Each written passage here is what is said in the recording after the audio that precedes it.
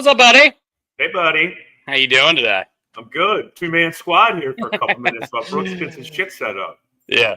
I guess I could have set up the look different, but Brooks is going to be joining us here in a couple minutes. How are we doing on a Tuesday in February, guys? It is great to see Brian's smiling face. It is great to, I'm sure, have all of our wonderful viewers listening right now. Yeah, how was your weekend, buddy? It was all right. And then today it is wicked cold. I mean, and the wind, I don't know how windy it is out the beach, but here in Baltimore City, man, it's cut through me when I get outside. It's pretty nasty, man. Right now, it's actually not that bad. Yesterday was really bad, but I know we were supposed to get this giant snowstorm. It looks like it's going to go south of us now, though. So we were looking for blizzard conditions here in Ocean City. It looks like now we're just kind of going to get a dusting tomorrow, but not quite as much as we initially thought. What about you guys? Are you guys getting hit? Nothing. Nothing. It looks like a typical nice winter day.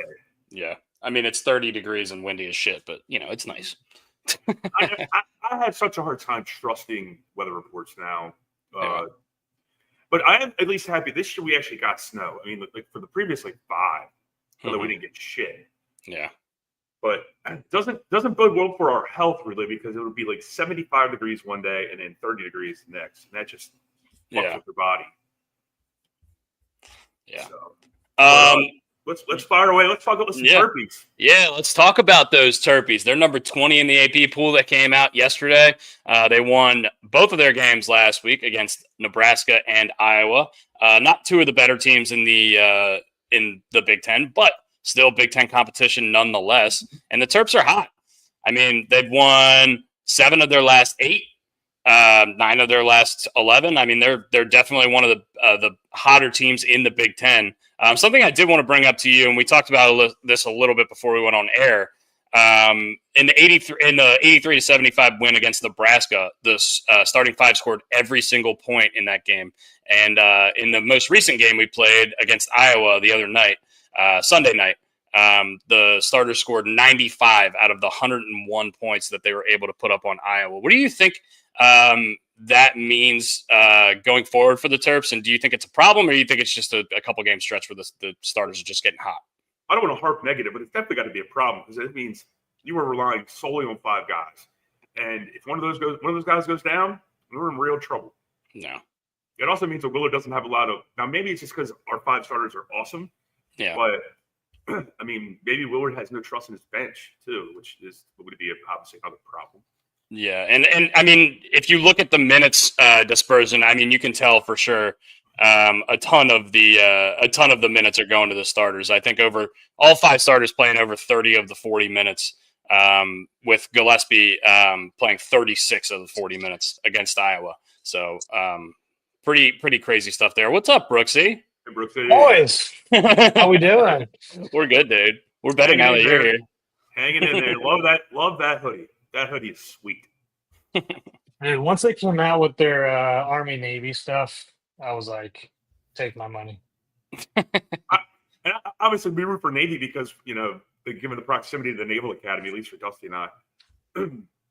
But even Army stuff is awesome. Yeah. It comes out. Yeah. Brooks, I'm having trouble setting up Instagram because I'm an idiot. So I think you should be doing that right now. If you weren't. Says you're live. Oh, okay. Well, never mind then. We're good. If you're watching us on Instagram, please let us know because I have such a hard time with Instagram. For some reason, the platform on Instagram, even though it's owned by Facebook, is completely different than the other ones. It doesn't make any sense. So we were talking Terps, but before we get going into that, I don't know if I'm ever going to get a chance to start this again. I held a couple little puppies yesterday. Oh my God, these things! I'm not kidding. Like the size of my phone. I mean, it's so freaking small. What kind of dog? They're like Pomeranians. Oh, okay. Real small guys. Real small guys. I don't know if they have another mix in them. I'm really bad with dog breeds, other than the big ones. But they're just cute as hell. I mean, you want to take all of them. Yeah. I don't think I've ever held a dog that small. I dropped one because it started wiggling so much. Not something you needed to admit. I didn't mean to. Did it land on its feet? It landed on it landed on its back. Now I'm going to get PETA to come after us. That's all right. They came after Jimmy's seafood. You want to pet this dog? Whose dog is this? Can I pet that dog? Anyway, yeah. So, Brooks, we were talking about Terps basketball. We basically just got into how the starters have been scoring all the points, but one of the hottest teams in the country, winning 6 of their last 7, or 7 of their last 8. So definitely things are looking up for the Terps. Have you been able to watch any of the last couple games? Also, I have some Terps info I shared with you guys yesterday that we'll talk about later, but I just wanted to bring that up so I didn't forget. Yeah, I mean, I've been watching them. They look good. It's concerning that nobody on the bench is scoring. They did a little bit last game, but yeah, I mean, they're hot in terms of shooting. Iowa hung in that game, the last game that they played, just because they were shooting like 60% as well and hitting every 3. It felt like the first half, but second half, Iowa went cold. We stayed hot. Seemed like I almost called him Turgeon. Seemed like Willard made some made some adjustments at the half to get our defense playing a little bit better. So got to give him credit for that. And we honestly went into that half. What were we losing, or we were up by like 3 or 4? We were down 4, 51-47, and then we beat them by 30. So that's nuts. Second half splits 54-24 in favor of Maryland. So, like I was telling Brian, we were at a bar, me and my buddies, and we were watching the game. It was just second half had just started. We were tied somewhere around there, and we get to the next bar. We were in the car maybe 4 total minutes, elapsed minutes. And when we got to the next bar, the Terps were up like 18. They went on an 18-0 run while we were driving from 8th Street to 1st Street in Ocean City. So, yeah, it was absolutely crazy. And then, we watched the rest of the game, but, at that point it was pretty much already over. So, but yeah, I mean, it's been great. The thing I wanted to mention now that Brooks brought up Turgeon, by the way, lot of rumors going around right now that Mark Turgeon could be the next head coach at Indiana University. What do we think about that? Don't do it. Don't do it. I think he's following Brooks around. Is that what's going on, Brooks? You and Turgeon buddies? Yeah, that's what he told me. He told me he wanted to hang out with me more. Some about my face. Yeah. If you haven't heard these rumors, the coach of Indiana, whose name I'm escaping, is it Woodson? Mike Woodson. Yeah, Woodson. Is out after the year. We basically know this already. There's been ESPN reports about it. So he's not going to be. Down. Yeah, he's not going to be the coach at Indiana next year. So obviously they are looking for their next head coach, and we don't know if Mark Turgeon will be the next guy. But as of right now, a lot of rumors going around college basketball Twitter that Mark Turgeon could be the guy. And I don't think he's been coaching since Maryland. That's what's he doing now? Playing golf. I was guessing. Gardening? Still paying him. Trying to get his mind right after Maryland fans just eviscerated him. Yeah. I think the best thing that Turgeon did is he had those Ford, jack wagons who would be in these stands dressed as Mark Turgeon. They'd have like a little gray spot in his hair. I played Little League with one of those guys. Yeah. Is it? Is he all gray now? Well, I think he was with Maryland before he left, but I could be wrong. I don't know. He had the little just for men spot of gray. He had the spot. Yeah. Yeah. But yeah, I mean, really, really awesome stuff that the Terps are winning. Sorry, Brian.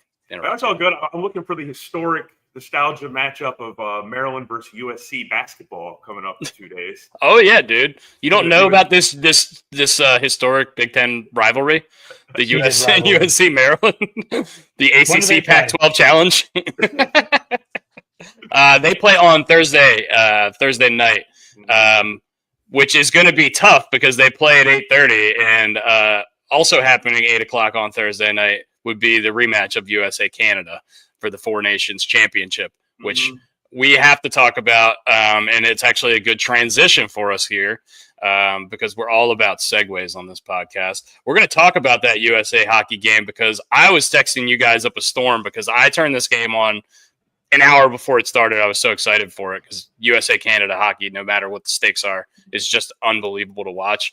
And in the pregame warm-ups, they're doing the national anthem. They sing the national anthem and they sing "O Canada." The game was played in Canada.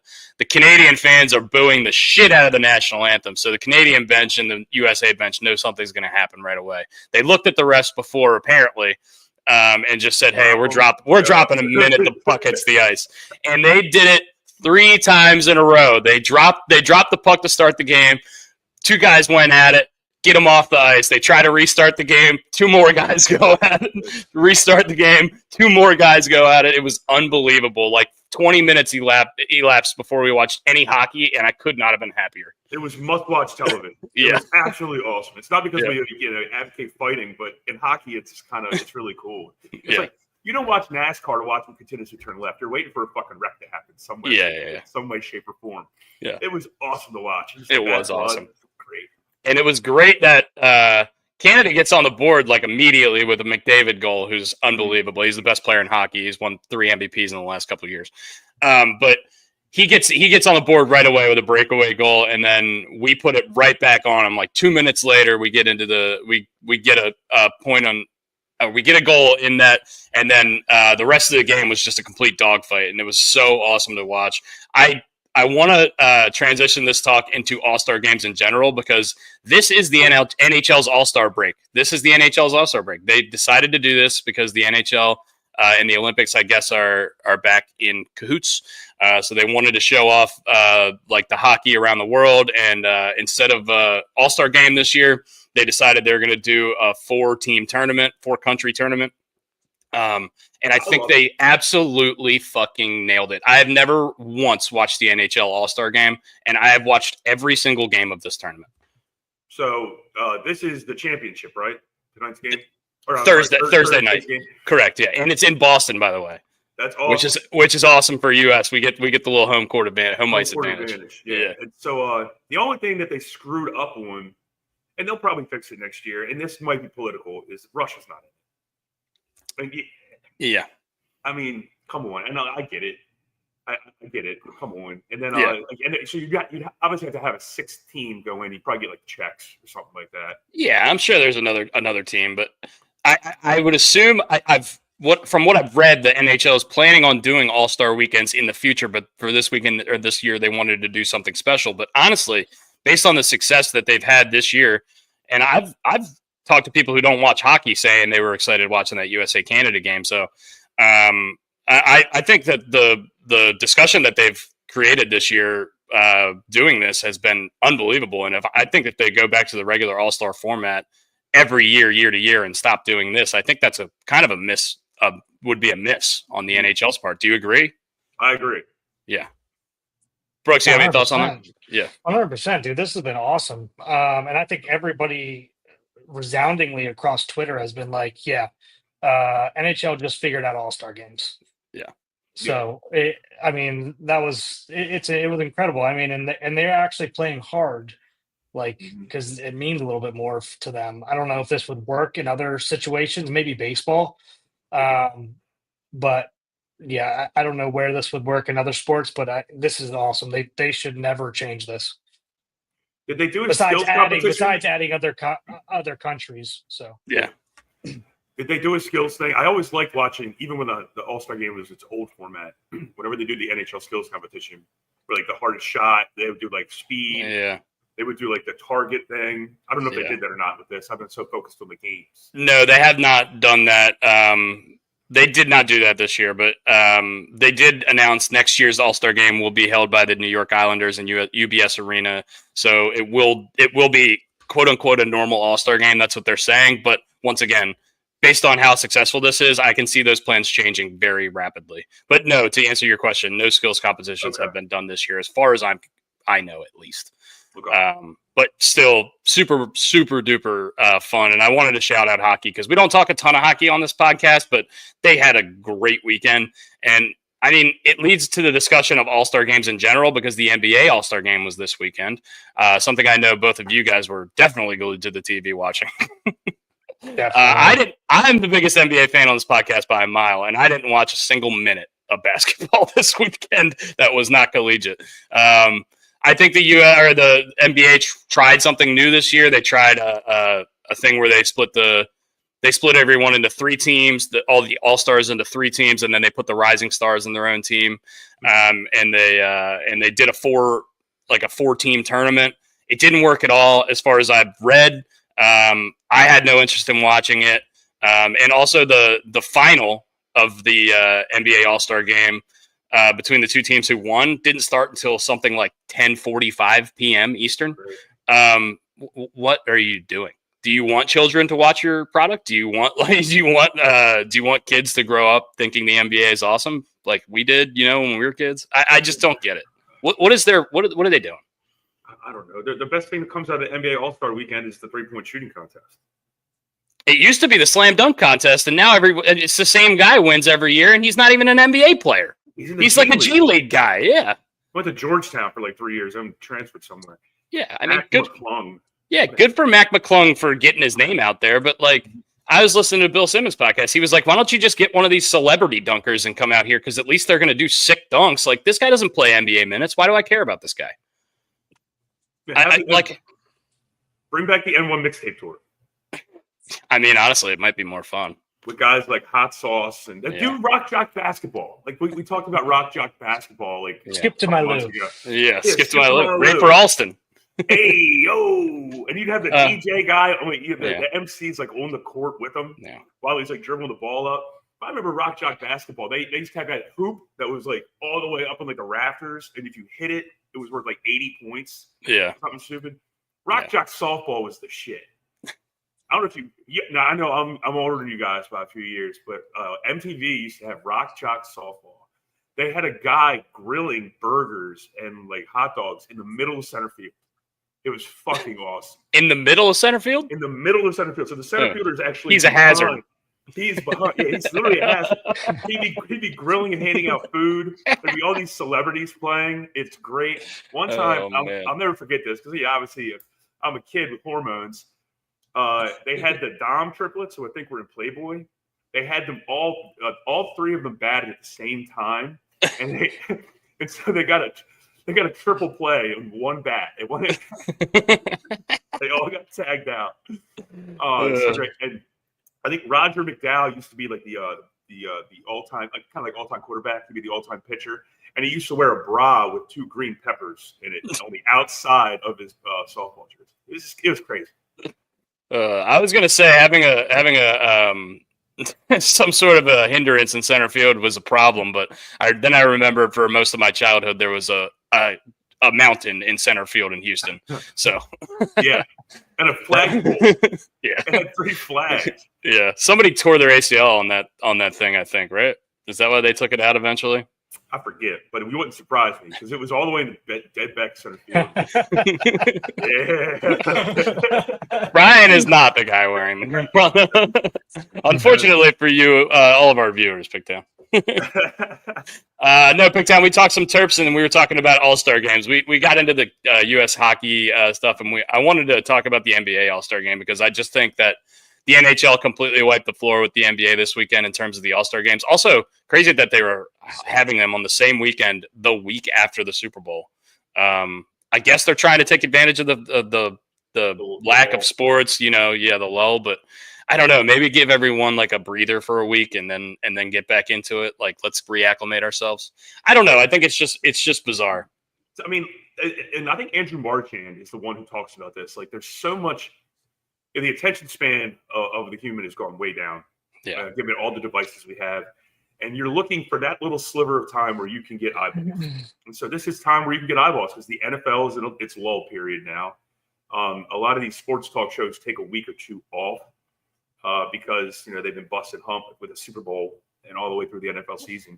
So I kind of understand why they're doing these things. I mean, it's a late All-Star game for the NHL. I mean, they got they only got like 18 games left, and they just did their All-Star break.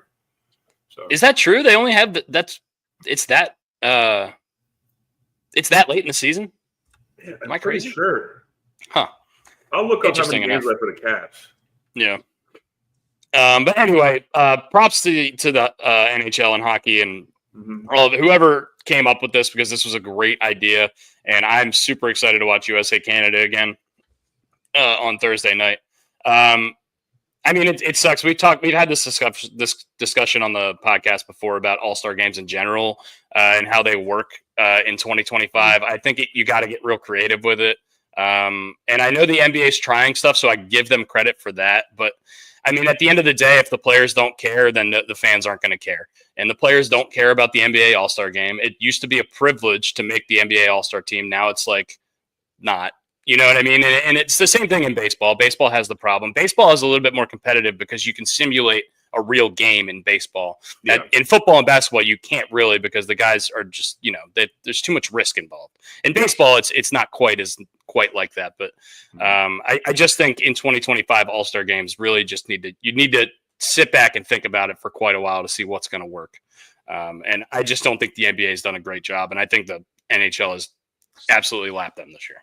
Without a doubt. Just to give you a heads up, there's 28 games left for the Capitals this year. Okay, so a little after halfway through the season. Yeah. I wonder if that's later than they normally did it, or if this was like a weird year or what. It's a little later, but whatever. Anyway, before we get into baseball, because there's quite a few baseball things I want to talk about, just go quickly over this because I just thought it was interesting. The Jags have settled on 5 finalists for their open GM job. How crazy is it that the Jaguars don't have a general manager yet? Very bizarre. I just read that on ESPN and I was like, oh shit, they never hired a GM. What are they doing? They fired Balky so late and whatever. I don't know. Brooks, would you have any thoughts on that at this point in the season? How crazy it is that the Jaguars don't have a GM yet with the draft getting real close? Just the Jaguars doing stupid ass Jaguar stuff. And I mean, I respect the hell out of Shad Khan as a businessman, but yeah, I mean, you would think whoever they bring in, though, they've already been going through mock drafts in their head. They probably have a pretty good idea of what's going on, but they still can't be on the phone working the phones right now like they like to be. So yeah, but yeah, it's interesting. See how it plays out for him. Can't hear you, Brian. It's okay. Some guy just walked into Chaucer. We're not fucking open. Hey, where you going? It's like going back in the fucking kitchen. Lock the dough. Gonna go make grilled cheese. But yeah, going on what you said, Brooks. Like, I mean, they got the number 5 pick in the draft, and the draft is in a month. Like, we need to figure this shit out. Like, I think it's a 4-player draft based on what everybody's saying. So maybe it doesn't matter what they have, but if they want to trade back or if they want to get crazy with their roster, if they want to get aggressive in free agency, you need to figure this shit out. And the coach just got there, and he's a super weirdo based on how he handled his intro interview.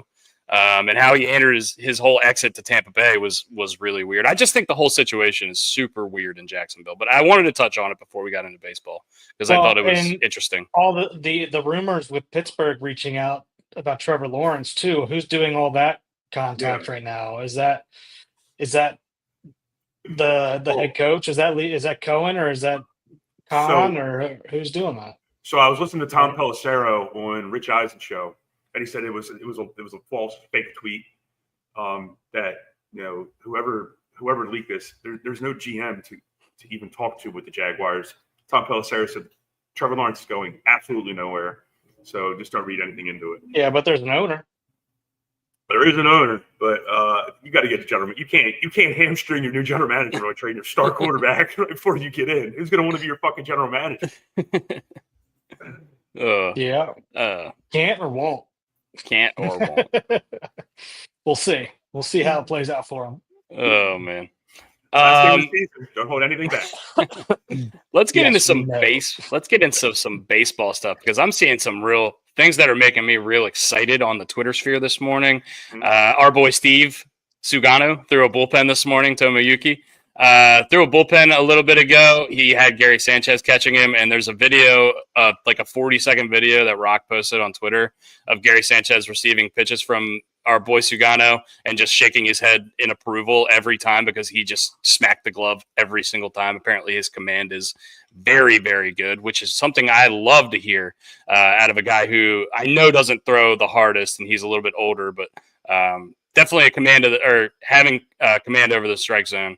Is definitely a huge thing, right?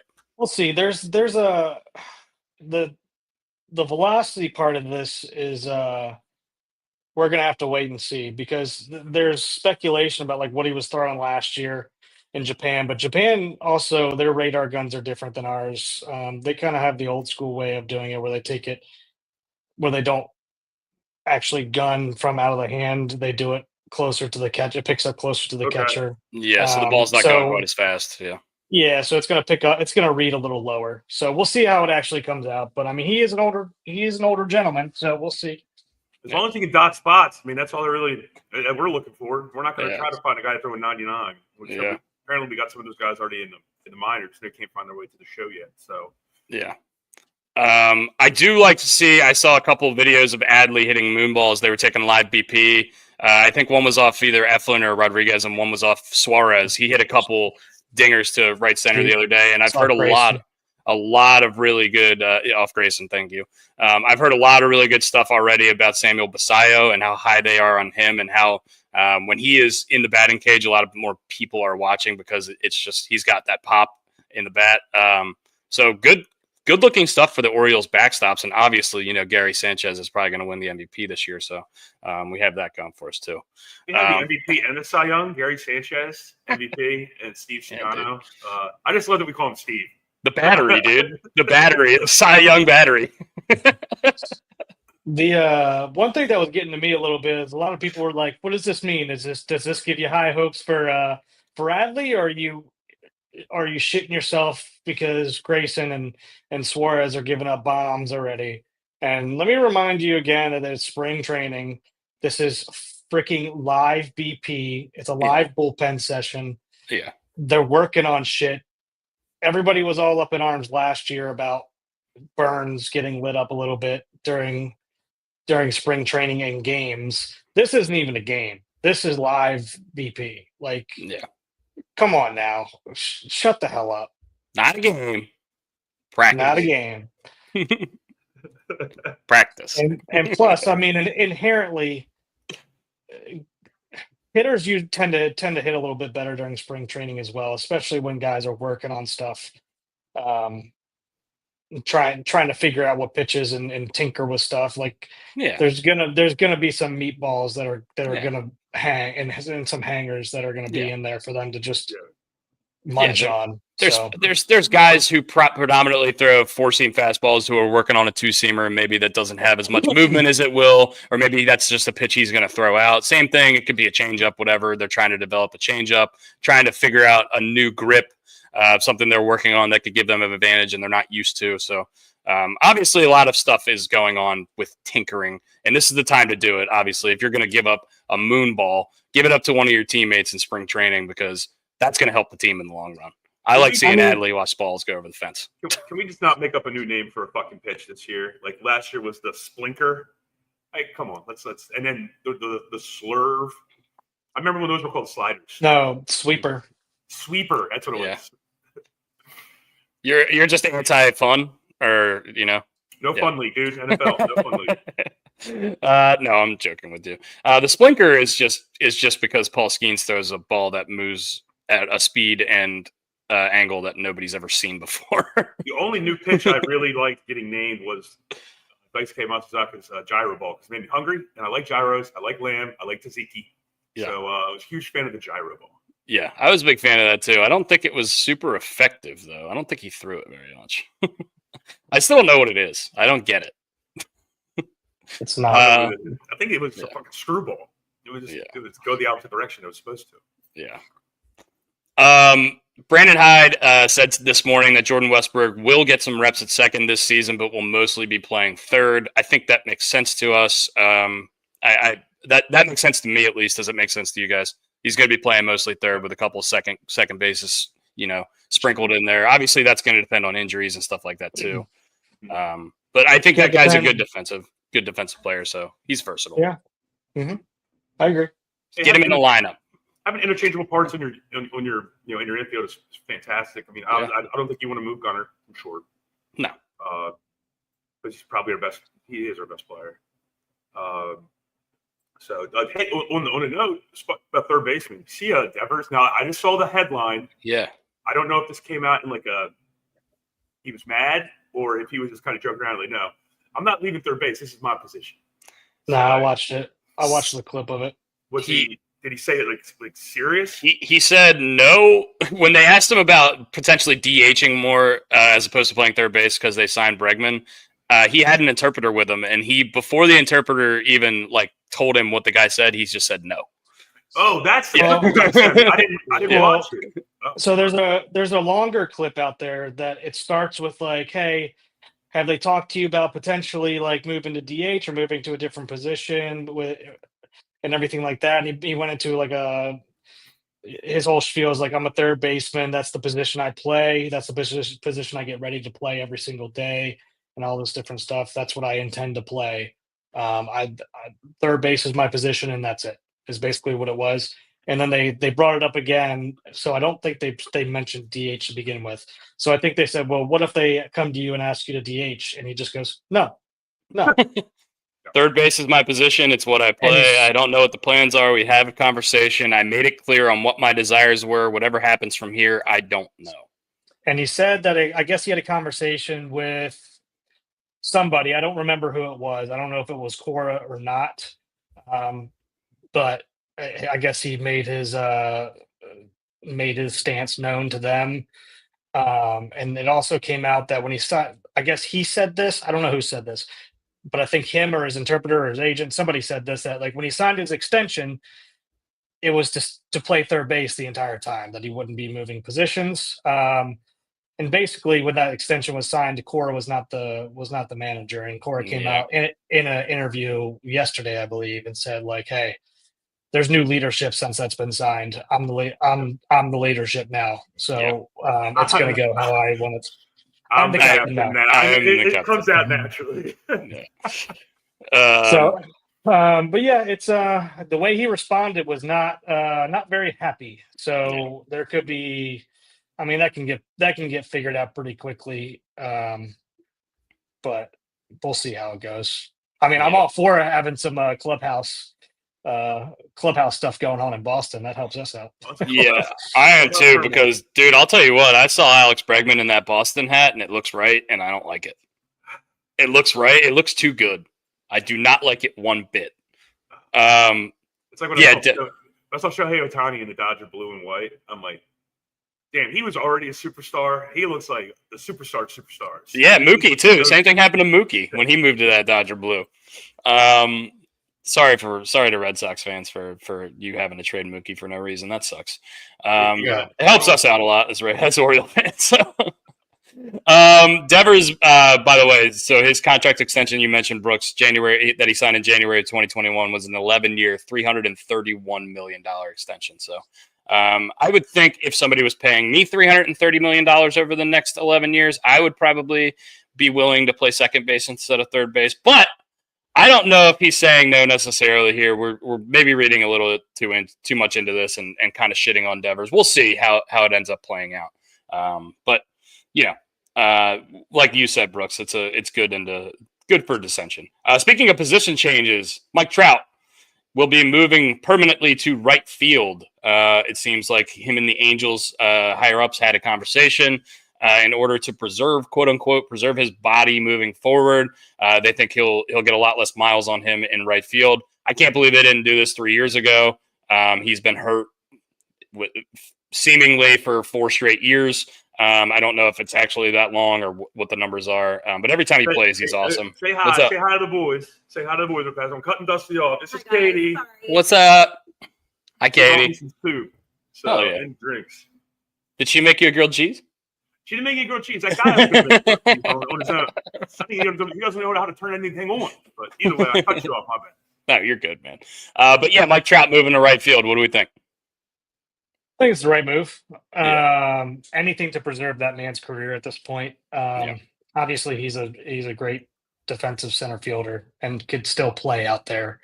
But why, right? If you're not available, then you're not helping anybody. So, I think it's the right move. I want to keep that bat in my lineup as much as I can. So, and he seems like the kind of guy that's cool with whatever. I'm sure he's sick of being injured too, so he'll do whatever. Yeah. lasting thing for Mike Trout. Never won a Gold Glove in center field, which I think is crazy. I mean, he's playing in the same league as Kevin Kiermaier for so long. It's just tough to win Gold Gloves. That guy's winning every year. What is going on? Brian's got like a Campbell's soup sampler. This is how awesome Katie is. I asked her to give me chicken noodle soup. She gives me 3 different kinds, 3 different kinds of drinks. I think she's got a gurney over here too, just in case I die here shortly. And got my premium saltines as well. Oh, nice. Some soda crackers. You need them, dude. Awesome to see he goes back to his high school each year to crown the team captain and give him his jersey. Yes, Chris, I did see that. I think that was in our baseball group chat. That's really, really cool that he does that. That's something you do not have to do as an athlete, and it makes so many people's lives better. Just doing these really small things. It's super awesome. If you guys didn't see, basically, instead of retiring the jersey number that Mike Trout wore in high school, he decided that he's going to go back every year, and whoever the team captain is that year is going to be wearing that jersey. And he goes back and presents it to them personally every year and meets the team and everything. So good for Mike Trout for being, one of the best baseball players to ever walk on the planet and still having time to do stuff like that. You don't see a lot of athletes at that level give back like that. So Dell told me that story the other day, and I'm like, it made me. I already like Mike Trout. Damn, yeah, freaking awesome. Yeah, really such cool. a cool story. Yeah, I met him in Philly. Went to an Eagles game. My buddy who worked with Dr. Pepper, and I guess Mike Trout at some point was sponsored by Dr. Pepper. And there was this kid in the suite. Not only was meeting Mike Trout awesome. He's like, yeah, this guy, we just filmed something down the road or whatever. This introduced me to Bryce Harper. I'm like, I don't know who the fuck Bryce Harper is. Well, now I do. They were all in a Philly box with my buddy Logan Bernstein. It's freaking awesome. That's crazy. Trout is just so thick. He's the Millville Missile, man. They don't call him that for nothing. He's a massive Eagles fan. He's from like South Jersey or something. Yeah, he is. He's a massive Eagles fan. I can't believe he never made it to the Phillies. I think there was some rumors about that a couple of years ago, but I think he's pretty adamant that he wants to stay in the Angels organization, regardless of how really bad they've been over the course of his career. It's weird because him and Harper are buddies. I think they're still buddies. At least they were acting like buddy that day that we ran into him. I think they are. Yeah, it's like a decade ago or 12 years ago or something. But it's funny that Harper, a Las Vegas boy, went to the Phillies. This is kind of weird. Yeah, and Trout, the Jersey boy, went out to LA. Other news from this morning: the Blue Jays and Vlad Jr. have failed to reach their contract extension by today's deadline, meaning that Vlad Guerrero Jr. will be a free agent this coming offseason. What do we think about that? When asked if the Blue Jays were close to the contract number, Vladimir Guerrero Jr. would have signed. His one-word answer was no. No. Yeah, he did come out and say that he was it's not going to rule him out from re-signing there or anything like that. But yeah, the one-word answer seemed like not even close. He's probably also tired of talking about it because that's all the shit they talked about last year. And then about the trade to the Yankees, possible trade to the Yankees. You get annoyed with those questions after a certain period of time. Oh, for sure.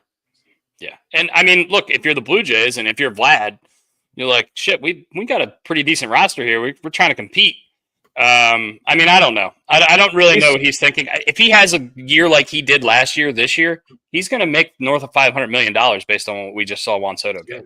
He said all the right things too. He said he wanted to finish his career in Toronto and be a lifelong Blue Jay. So, what's he supposed to say? No, I don't want to be here. No, but he didn't have to say that. That was kind of unprompted. Yeah. So I forgot that he had such a high batting average last year. 323, man. His second half last year was insane. It was super quiet because the Blue Jays sucked, but he was really, really good last year. 6 WAR season, completely under the radar. At first base, mind you. Didn't Mesa say that he's just a cool dude? He said he's one of the nicest guys in that clubhouse. Yeah. Like, very soft-spoken. 25 years old still. 25 years old. Jeez, are you serious? 25. I feel like we've been watching him forever. 25 years old. He'll be 26 in a month, but I mean, young dude. I mean, he's a 4-time All-Star already. He's going to turn 26 in a month. He's a bigger boy, so he looks a little bit older. But I did not think he was 25. Yeah. How about this? Let's pose this to the group. Better son of a former major leaguer, Prince Fielder or Vlad Guerrero Jr.? Yeah, Prince Fielder cut short. Prince's peak was so good. Mm-hmm. You look at those numbers. I mean, that guy was hard to say when we haven't seen a whole career yet, and we've seen the other career. Yeah, I think based on potential, Vlad could outshine just based on the longevity thing, right? But at their peak, I don't know, man. I'm probably taking Prince so far. But I mean, we just talked about it. Vlad is 25. He hasn't even hit his prime yet. The way to pose the question probably should have been like, up till now, 25 years old, age 25 season, age 26 season, I guess, for Vlad. Yeah. Who's better? And in all honesty, I think Bobby Witt Jr. is going to be better than the other two guys anyway. So he's already off to a fucking rocket start. I have to check this to make sure I'm right, but I believe that Prince and Cecil Fielder have the exact same amount of home runs, and they do. Correct, 319 home runs. Both of them have exactly 319 home runs. And that tells you a lot about Prince Fielder because that guy's career got cut short way too early. He was 32 when he played his last game, and for all intents and purposes, for a couple of years, he was done at that point because of his neck injury. That guy hit 319 home runs basically by the time he turned 30. That's real impressive. Did he have a degenerative condition? I know we're going down something we haven't talked about ever. Did he have a condition, or did he hurt himself like working out? I can't remember what happened. I remember it was the neck. I can't remember. I remember it was the neck as well, and it was basically one of those things where the doctor said it was never going to get better. Herniated disc in his neck. Yeah. I do remember the reason he didn't sign back with Milwaukee and he went to Detroit.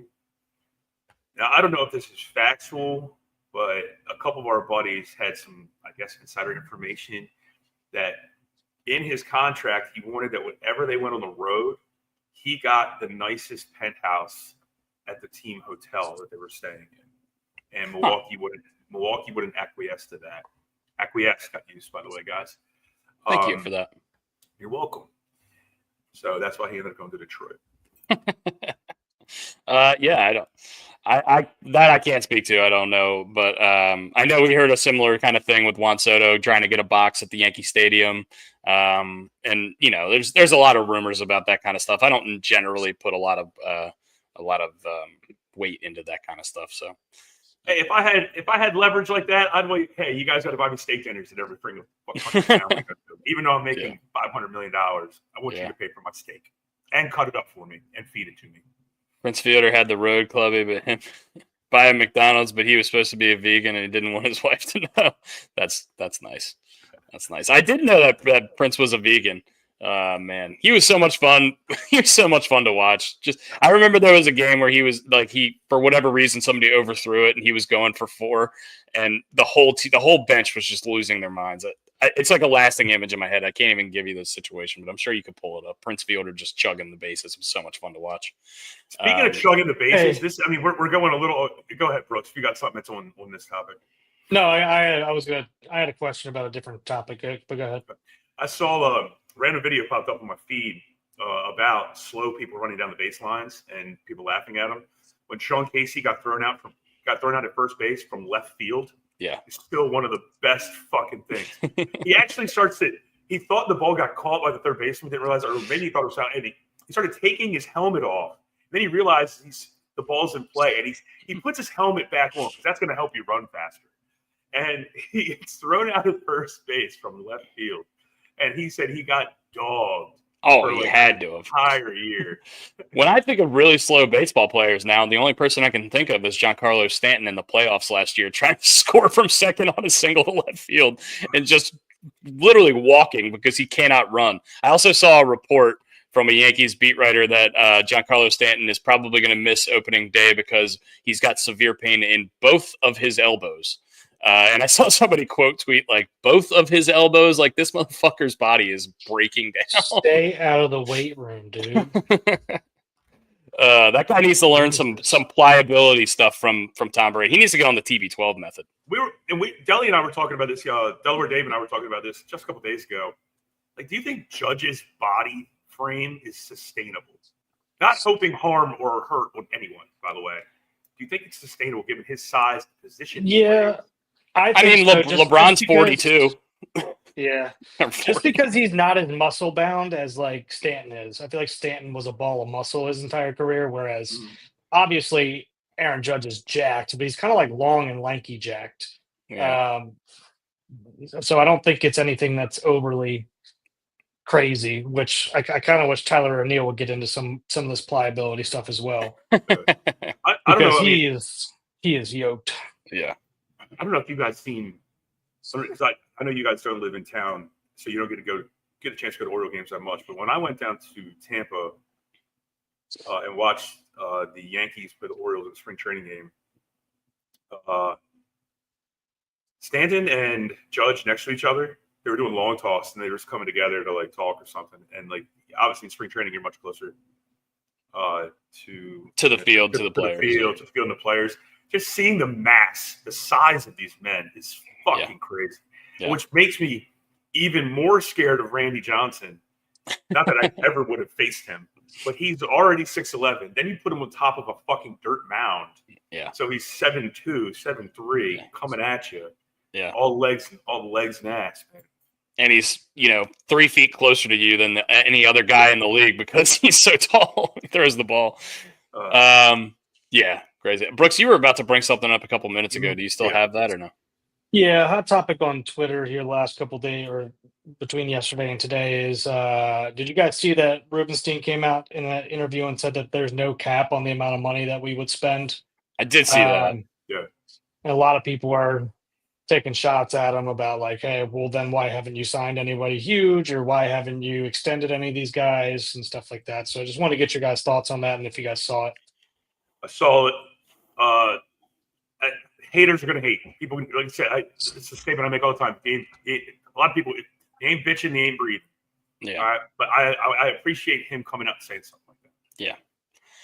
I mean, look, I think, losing Corbin Burns was disappointing, but I think they could have offered him the truckload of money, and I think he still would have preferred to go to Arizona or go back home. So, I mean, it's disappointing to lose him, and I see a lot of Orioles Twitter disappointed that we didn't make bigger moves in this offseason, but you have to remember our window is still just starting. These guys are real young. Our guys are super young, and we have a great team, I think, to start off with, as long as the kids hit, as Pigtown likes to say. As long as the kids hit, we're going to be fine, and we have all year to make moves if we want to and tinker with the roster. Also, the starting pitching market next year looks even better than the starting pitching market was this year. They got Framber Valdez, Zach Gallen, a couple more guys going to be going into free agency pitching wise. So maybe hold off, try to spend some more money when you know more what you have with some of these younger guys.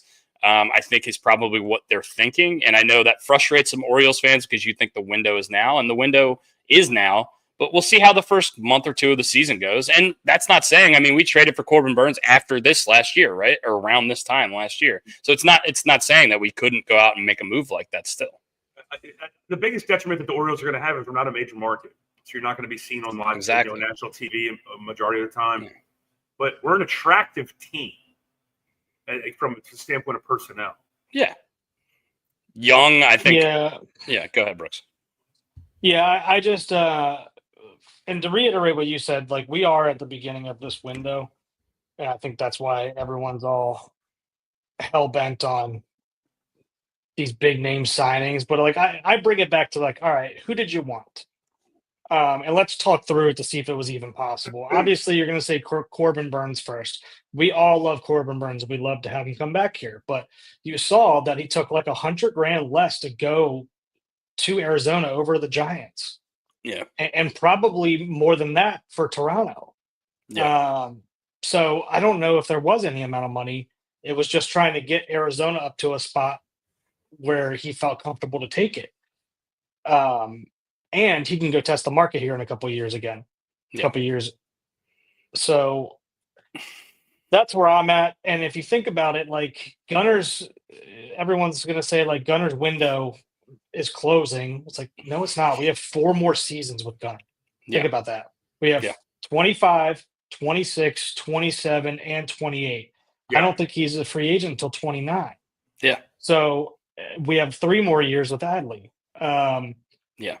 That's a lot of time. And this is barring any, potential extensions that they would sign too, right? This is just team control for rookie contract stuff. And Westy's in that same kind of boat. Yep. Same area. Grayson, same thing. Kauser, Kerstad, all of these guys are seriously at the very beginning of their window. I think Holiday we have until until probably the next lunar eclipse. I don't know. I don't know how often lunar eclipses happen. I know that there's eclipses that happen more often than other ones. I probably should have done more research on that. No, you shouldn't have. Like, what? Why? You're right. You're right. I didn't have to. By the way, Brooks looks so much happier when he's in his house holding a baseball bat and standing up, as opposed to sitting in a coffee shop. Oh yeah, I mean that'd be nice, but can't control where your meetings are at sometimes. No, I got you. That's true. I came into this one a little flustered because I was hurrying up trying to find somewhere. Yeah, like Dusty goes, based on his location right now, he's walking into a coffee shop. Like, that's creepy as shit. Like that's stuff high school girls do. They're looking up locations. Well, we were running a little late and you were here, so it's not often that happens. So let me get this. I just pulled this up. So Mountcastle is a free agent in 2027. Going down the list here, Adley is 2028. Kramer is 2028. Bradish is not until 2029. Where's Gunner? Gunner is not until 2029. Yeah. Grayson is not until 2030. So yeah, I mean you have your window. You have your window. But and what's Holiday like 2031? Oh shit, no, he's like 2033. Jesus. See, look, this is a great time to segue, and we all like segues, not the devices. But I like the devices. I would love to see you in a Segway. I don't think they make them anymore. We can find one. I'm sure Delaware Dave's got a Segway guy. And Felix Batista's here till 2028. He's a free agent in 2028. Love that. I mean, there's a lot of people. Like we're just starting this window, guys. Studs everywhere. But I think what Brooks is ripping off all these numbers and years, and thank you for doing that, by the way, buddy. It's this new CBA that's coming up. We definitely think there's going to be a lot of tension. They got to start letting these guys into free agency a little bit quicker, man. I mean, now I know once you get there, and if you're really good, you cash in, but that's like 5% of the league. Yeah. I thought Chris Bryant died so that we didn't have to do this anymore. Didn't that happen? Yeah, that was. I remember. I thought Boris was actually going to go burn Wrigley Field down because they waited to bring him up, and I think he ended up winning the MVP the next year. Yeah, he won Rookie of the Year and MVP in consecutive years, and then they won the World Series. Yeah. Pretty good stuff. Because they wouldn't bring him up to like June. I forget what the date is. Like, what are your major league service time doesn't clock in? It's the exact opposite of what we did with Holiday. They did the same. Well, and Gunner too. Yeah, but Gunner won Rookie of the Year. He was still eligible. Holiday's not eligible this year, which I think is stupid. That was mismanagement, I think. But I don't think he cares about Rookie of the Year, but I do. What am I supposed to bet on, dude? Well, I mean, it doesn't help us with a compensatory pick and all that stuff. But yeah, I know. I mean, injury wise and the way he was playing, I think their hands were tied there. But oh shit! Now I was going. Oh yeah, with Chris Bryant, they did that with what's his name? The lefty. Rizzo? Damn it! Pitcher, Cubs. Who?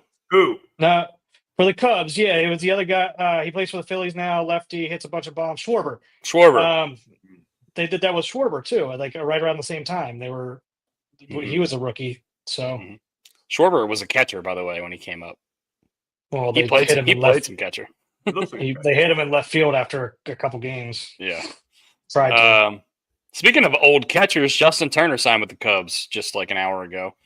He's 40 years old at this point. I'm sure that's a 1-year deal. But the Cubs, they're going for it a little bit. They got Kyle Tucker in there now. I think they're going to have a pretty good squad this year. I think so. I know I brought up Delaware Dave a couple of times here on this podcast, and obviously he's a friend of the show and it's come on. But Justin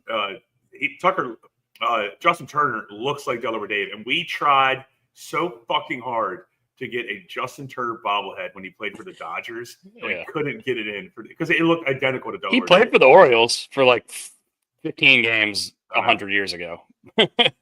He's just another one of those guys that just wasn't good for us and then went somewhere else and he was great.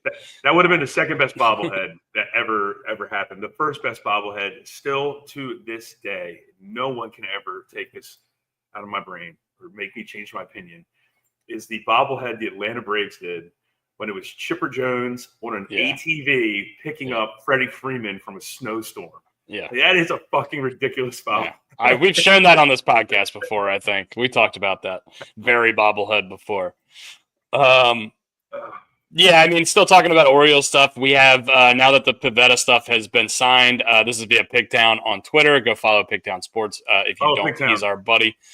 Zach, he let us know the Orioles will select at number 19, number 30, number 31, number 58, number 69, and number 93. 6 picks in the top 100, 3 in the top 31 in this year's upcoming MLB draft. And if there's one thing that we can all agree on, whether you are pro or anti this regime, is that this regime can draft some talent, draft and develop some talent, which I think is the most underrated, is the development.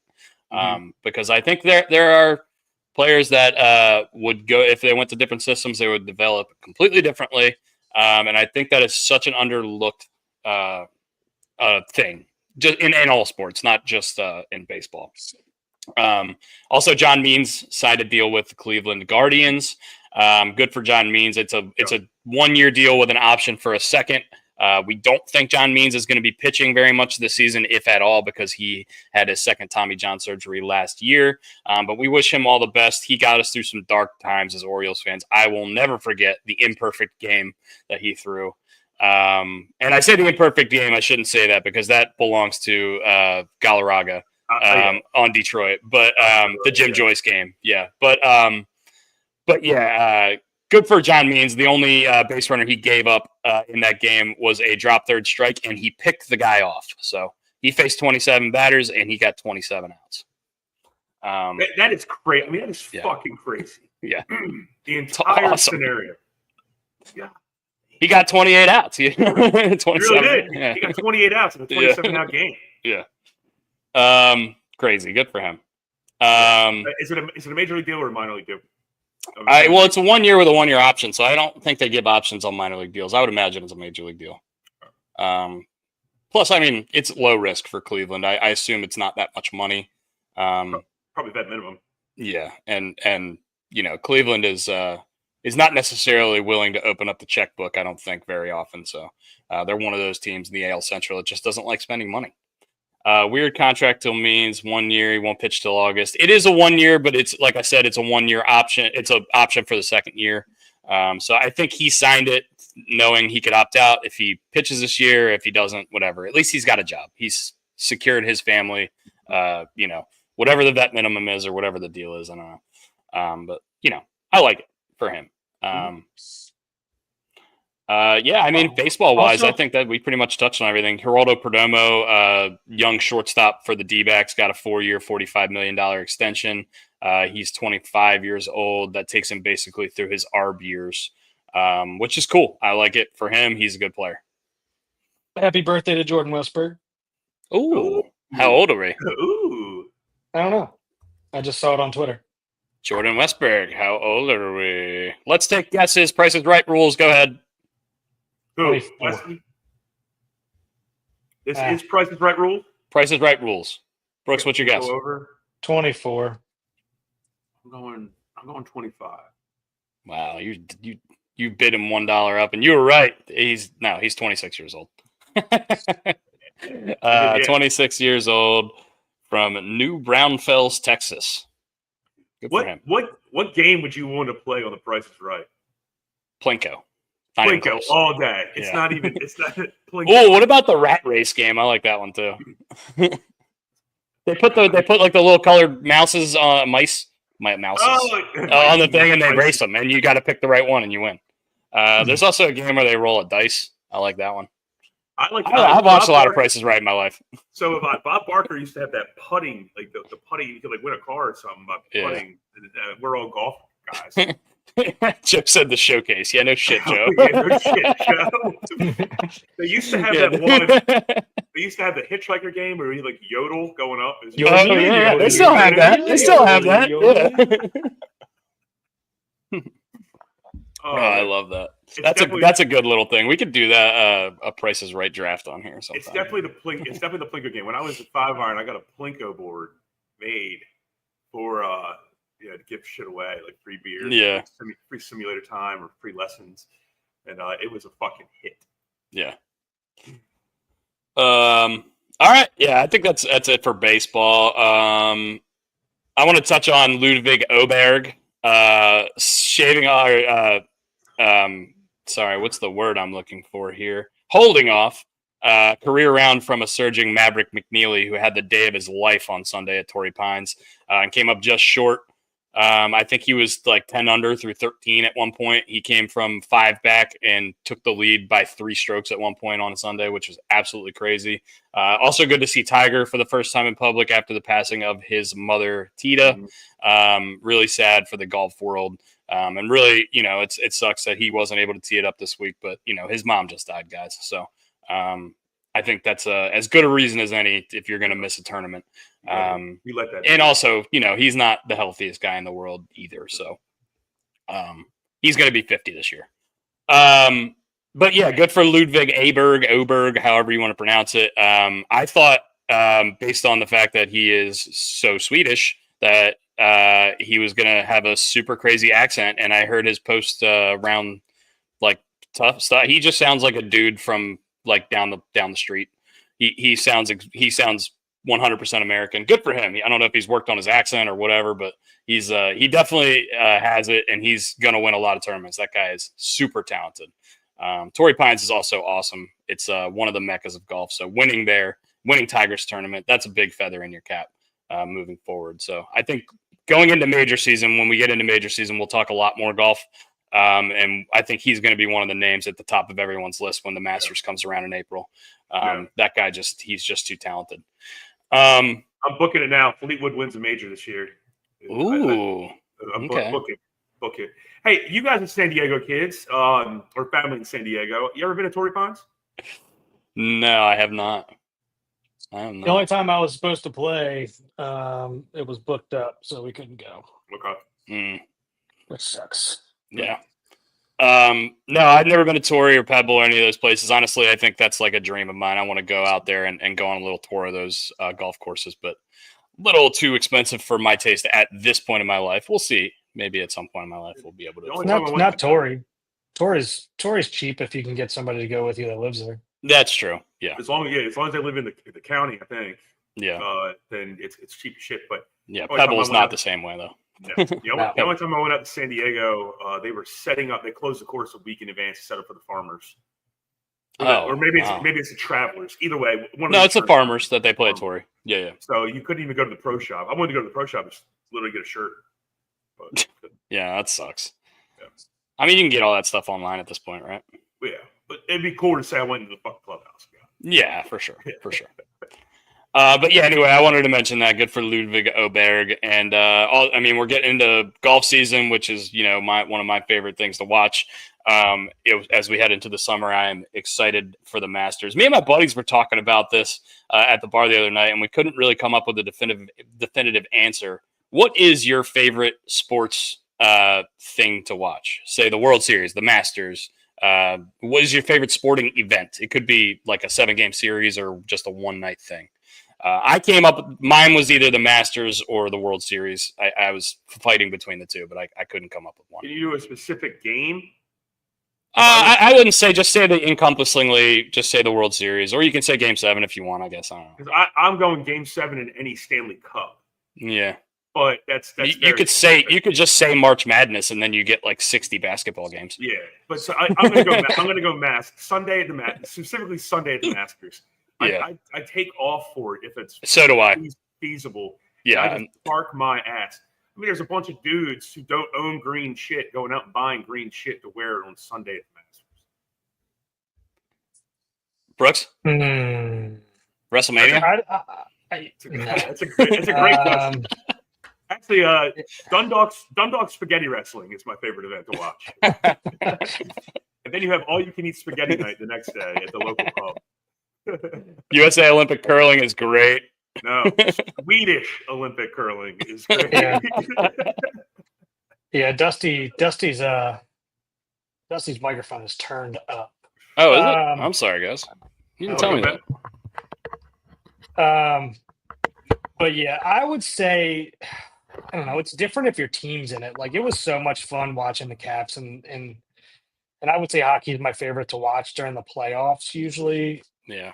But I mean, the Masters and the World Series, they are tough to pick between. I'd have to go World Series just because I'm more invested into it. I know what's going on, and if the Orioles are in it, then yeah, it's all bets are off. That Cleveland versus Cubs Game 7. I mean, I'll literally never forget that as long as I'll never forget it. Was the Rajay Davis home run off Chapman was unbelievable. Darts, the 9-yarder. Do you guys watch? Do you guys watch? Well, Brian, I know doesn't have Twitter, but like, there's Twitter highlights of like the darts, like national, whatever you want to call it, World Series of darts. The announcers are like Gus Johnson on coke. It's crazy. Why does he do that? Like, what? Brett, Brett, dude, you just see that we're live and you want to call in, get your name out there. Brett Ritchie Realty. I love texting watching the group, man. I love watching the Ocho, and when they have the lawnmower racing. Oh yeah, it's fucking stupid. And then they have that little like oiled up like King of the Hill thing, and there's like little kids going up, and there are these women like with squirt guns shooting oil at kids. I'm like, this is so fucking bizarre. Joe says poker. Yeah. Oh, remember Trick Shot Pool? We used to watch that as kids all the time. Yeah. That was awesome.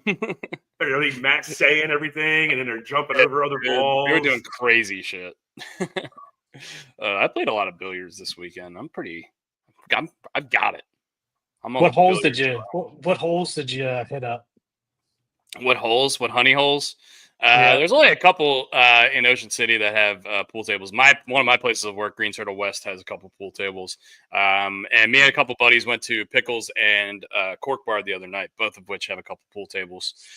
So, if there's pool tables available and we're not doing anything, let's throw a couple bucks in and see what's going on. Well, I got to see Mr. Dean, by the way.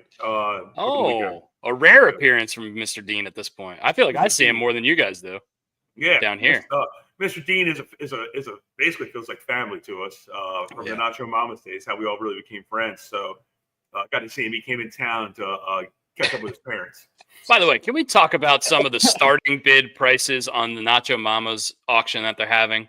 How fucking ridiculous! There's a Natty Bo Santa light that we have at Green Turtle, and they're auctioning it off, and the starting bid on it is $500. Fucking stupid! It's outrageous. Like, nobody's paying that shit. I looked into trying to get the damn Natty Bo 100 Club beer sign, and I think it started at like $300. I'm like, it's a fucking piece of cardboard with all my friends' names. There's one bid, and it's Drew.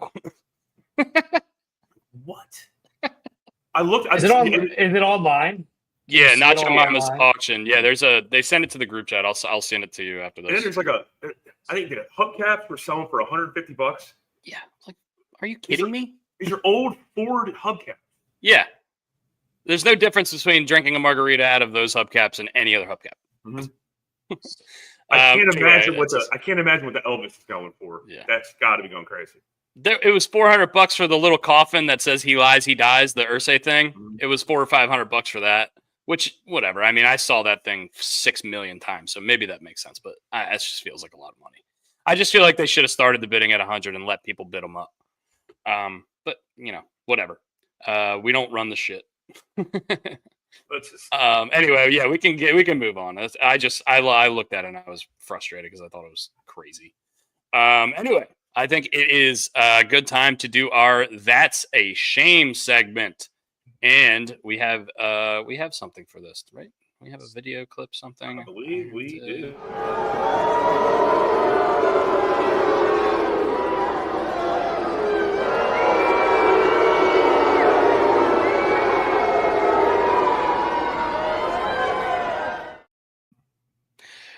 This week's That's a Shame is presented by Pig and Rooster. Please go there for all your pig and rooster needs. For all your pig and rooster needs. Support our buddy Delaware Dave. Yep. Brian, start us off. What's your That's a Shame this week? My That's a Shame is Aaron Rodgers coming out at his press conference, basically saying, if I want to play, I might want to play. I'm paraphrasing, but it's basically what he's getting at. He's doing the same shit to a Jets fan base that he did to a Packers fan base. Good for the New York Jets for just cutting bait. They're going to make him a post-June 1 cut. They're going to announce it when the new league year starts.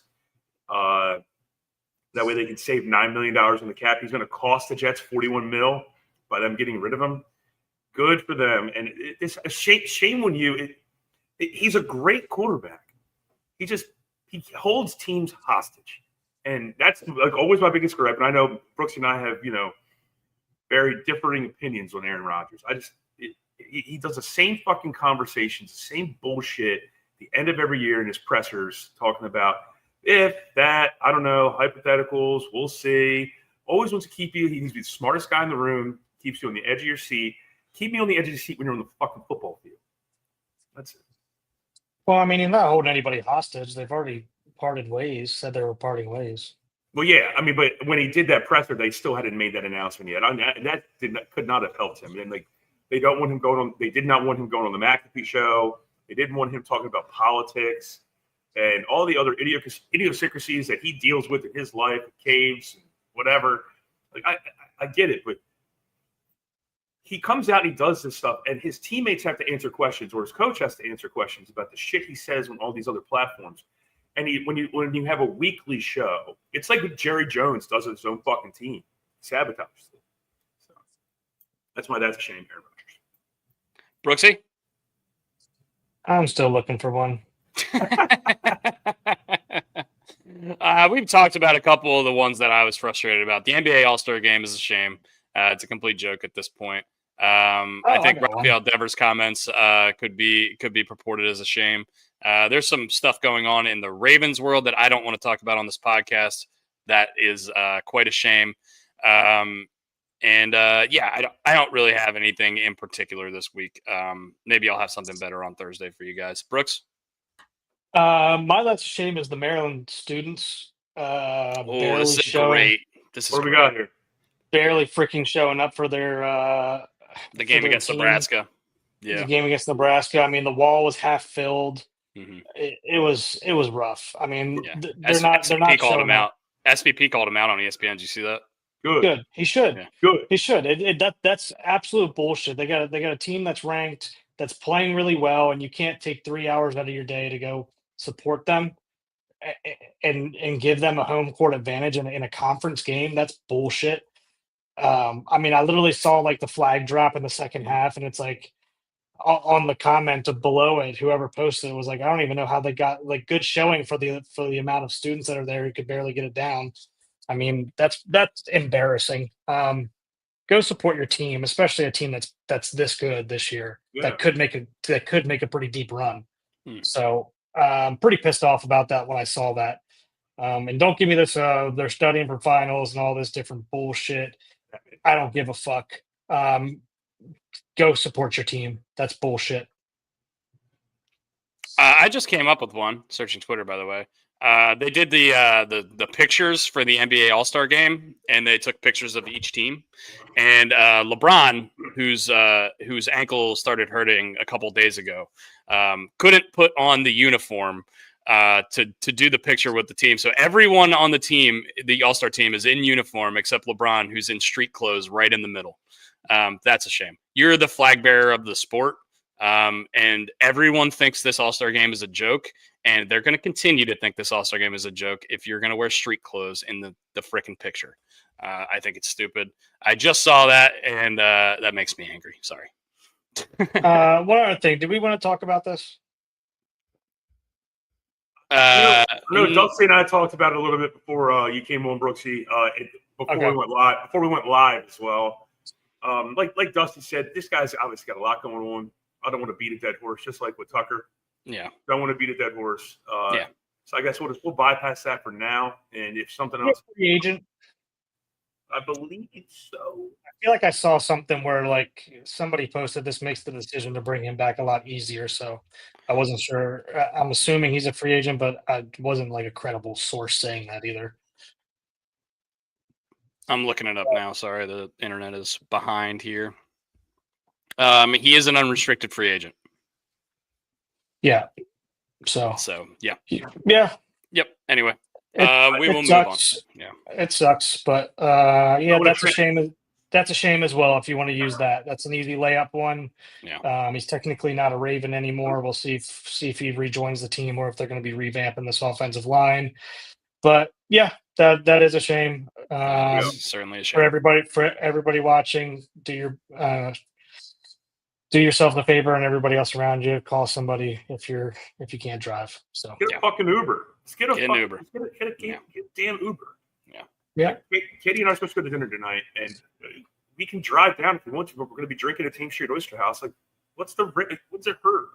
Yeah. How about this? $20 is a lot cooler than $5,000. Mm-hmm. Or more. To pay an attorney, or depending on what the hell you do. Yeah. But on that note, that segue again. Yeah. That was awesome. Is Katie bringing me all of this stuff because I'm playing a little under the weather today. I don't know what's going on with my body, and I'll get into that at the end. But it's not kicking it pretty good today. I'm not batting 1,000 today. Flu game. It's my flu game. It's the flu game. I don't. I mean, my that was awesome. It was something we already talked about. It was Mike Trout going back to his high school all the time, and also just the USA Canada hockey game the other night. That was fucking awesome. I was saying that was awesome out loud in a room by myself. Which is the clear-cut way that you know something is awesome if you're by yourself and you think you say out loud, "Holy shit, this is awesome!" It's so much fun. I might go replay it right after we get off this. We got another one Thursday night in Boston. I love that it's in Boston and not in Canada. They're gonna boo the shit out of Canada, dude. In Boston. Do you think they do it again? You think they just go to it one more time? I don't know. I think it's gonna be awesome. They should. Yeah, they should just stop the NHL season and just let USA Canada go on like a 80-game series. That'd be fun. All right. Are you guys ready for our snake draft? Yeah. Our snake draft today is board games. Best board games. Board and party games. And because Brooks was running late, I pulled up the results from last week already, so he doesn't have to because I'm such a good brother and a good friend. Brian won 11-10-6. Brian wins. I come in second. Brooks came in last with his buffoonery of baseball games. But anyway, the man was holding a baseball bat while giving all this all this stuff. The best portion of our show will be the next 12 seconds.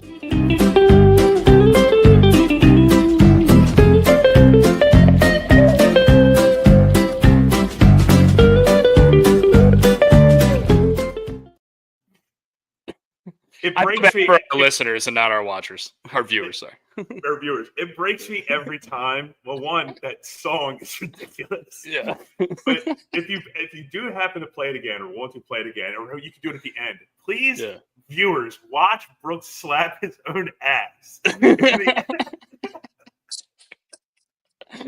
We'll play it again after the draft, so we don't. We can't overdo it. We can't overdo it. You're wiggling like a Jello jiggler. And then you're smacking your own butt. It's fucking awesome. Yeah, your hip gets stuck, and then you got to hit it, and it locks itself on the other side, and then you got to bounce it around. That's his weeble wobble move. That's my one of my drunk dance moves. Yeah. It kills me. Anyway, so Brian, because he won last week's draft, gets to choose whether he wants to go first, second, or third. Brian, what do you want? I'm going to go number 1 overall. Okay. Brooks, I came in second, so I get to pick where I go. I'm going to take the wraparound. So, Brooks, you're going to get stuck in the middle, drafting number 2. I think I already know what Brian's going to pick at number 1. Yeah. Just to clarify for everybody listening and watching, these are board games and party games. Yeah. Party games do not include alcoholic games, like example, beer pong or putter ball. Yeah, we basically included party games so that we could include Jenga and Connect Four and stuff like that. You know what I mean? Because they're not technically board games, but they're in the same vein. So if it says Mattel, ages 5+, we're in. Let's do that. I think it's 5 or younger. We're in. But whatever. My first pick overall is my favorite game when I was a little tyke, and it is Mousetrap. Mousetrapped is awesome. For those of you not familiar, the mouse gets trapped. Spoiler alert. Spoiler alert. And the Titanic hit the iceberg. The land is made out of candy. All right, Mousetrapped is a good number 1. Brooks, what's your number 2 board? What's your number 1 board game? My number 1 board game is going to be Monopoly. Yeah, that was going to be my number 1 as well. That's the best one, and it's the one that you can get into the most fights over, I think. Yep. Do you think that's the sign of a good board game, is if you want to flip the board if you lose? Yeah. Or is that just a mental health thing for me? We'll work on that. Something to think about. My number 1 overall pick, shout out to Ethan Muller, is going to be Sorry. We played a lot of this game, and I just absolutely love it. And that's one of those games that you can get real frustrated real quick playing. And then after that, I'm going to take Battleship, just because I love that. It's the same thing. And there's a lot of gamesmanship that goes on in Battleship. And you can make that into a drinking game pretty quickly too. Oh yeah. Ability to make it into a drinking game. I think that's a criteria of this list. we're all degenerates in our own way. We can make anything into a drinking game. Oh yeah, we could. All right, with my second pick, I'm going to go with Checkers. Classic Checkers. Checkers probably made it a little too far on this board. Monopoly and Checkers is a hot start for Brooks. All right. What's following Mousetrap? You get 2 here, Bri. Yeah, I'm with my second and third pick because this is one of my favorite games, if not my favorite game when I was got a little bit older. You can understand. I love chess. I just flat out love chess. I love playing chess. I have a chessboard in my house right now lined up. So I really thought I was going to be able to get that on the next wraparound. That's a real shame. I missed out on chess and checkers. That sucks. That's a shame. Yeah. And I'll get backgammon though. What's that? I'll get backgammon though. Oh, good luck. Because that might be my next pick, buddy. But little known facts: I was in chess club when I was in middle school and elementary school. So. Oh, okay. Yeah, and then long time ago. Thanks, Dick. My other fun game, just because I loved the noise that it made, Trouble. Damn it, dude! That popper, it just is awesome. We used to play that as kids a lot. I love that game. Brooks, you are on the board. What do you got?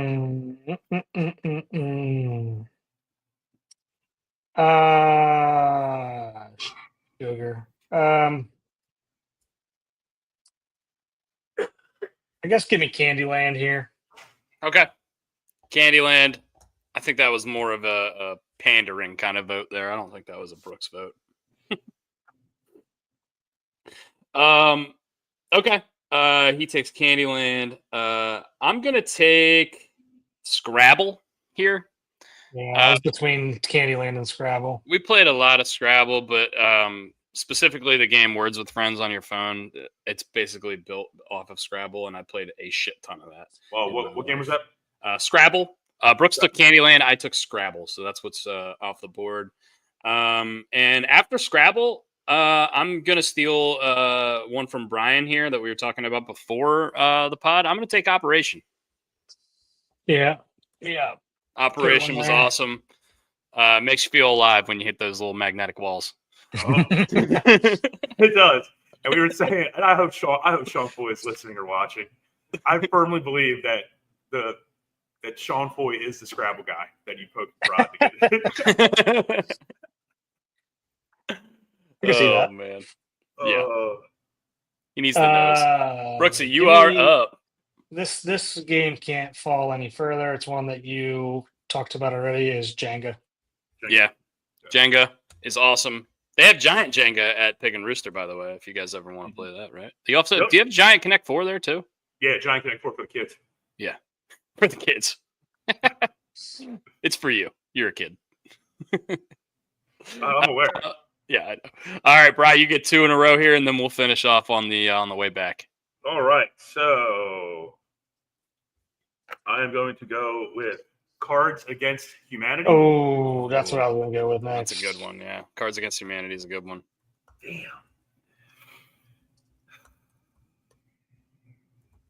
All right, I'm going to say it. Clothed Twister, not naked Twister. You could just say Twister. Because I already know the comments are probably coming through the chat. That's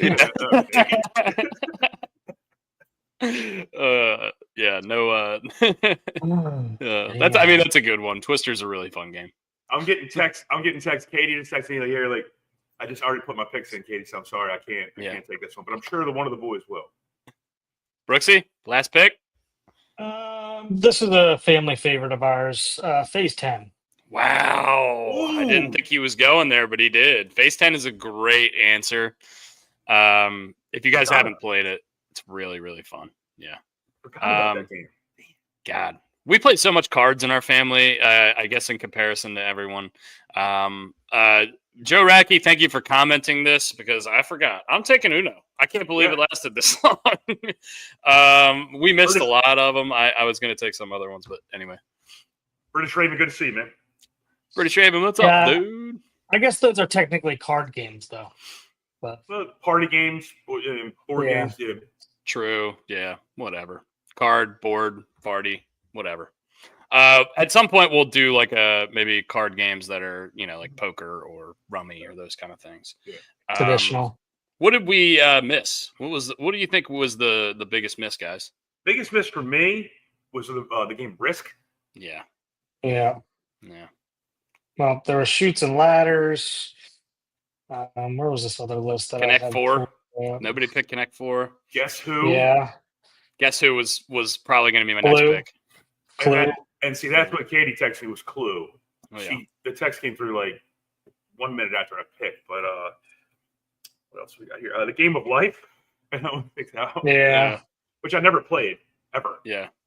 You ever eat life cereal while you play the Game of Life? Well, while you're living your life? I've never eaten life cereal. I've never played the Game of Life. So Heads Up is a great party game if you have a cell phone. Yeah. I didn't know if that was going to be acceptable or not, but I guess Trivial Pursuit. Clue. Did anybody say Clue? He just did. Oh, okay. Yeah. Pictionary. Yeah. Pictionary. Mm-hmm. Which is I don't think anybody like said categories. Yeah. No. Similar. Yeah, I mean, there's a lot. There's so many good ones. Another game that I played semi-recently was Secret Hitler. I've seen this game. Can you explain this? You have to keep out of everybody. It's kind of like Clue, I guess. So one of the people out of the whole group is Hitler, and you have to try to keep them from taking over everything. So, do you know who they are? No, you have to try to figure it out. Yeah. Got it. So you work with the people to try to figure out who Hitler is, and then you try to work against him as a team. Yeah. Got it. Try to keep fascism from taking over. Yeah. Yeah, I think I mean Boggle. Did we say Boggle? I never really played that. Settlers of Catan. Hungry Hippos? Oh, what a miss. Wow. What a dagger of a miss. Who dropped that? That's got to be a Joe Racky. Hungry Hippos. No. Hungry Hippos was good, man. Oh, that's a good one. Rock'em Sock'em Robots. We didn't even say There was one game. Simon. Simon Says. Bop It. We didn't say pop it. That's not a board game. That's just a regular game. Yeah. Look, there used to be these are more toys. Yeah. There was a game. The commercial was so great called Crossfire. Crossfire. Yeah, I remember that. Crossfire. I love how We had that. It's such a stupid part of your brain that you haven't seen that commercial in 30 years, but you know the jingle in your head, right? Like, why do we know that? That's so stupid. Yeah. There was a game called Frog Soccer that was cool as hell, where you'd have to like frogs on each side. I don't remember that one. Yeah.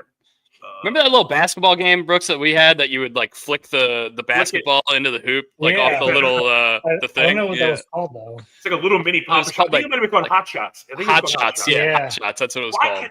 Why can I remember this shit? But then I forget like someone's full drink order, like right then and there. Yeah. Lincoln Logs were legit. I would Lincoln never talk Logs. shit on Lincoln Logs. Yeah, Lincoln Logs over Legos for sure.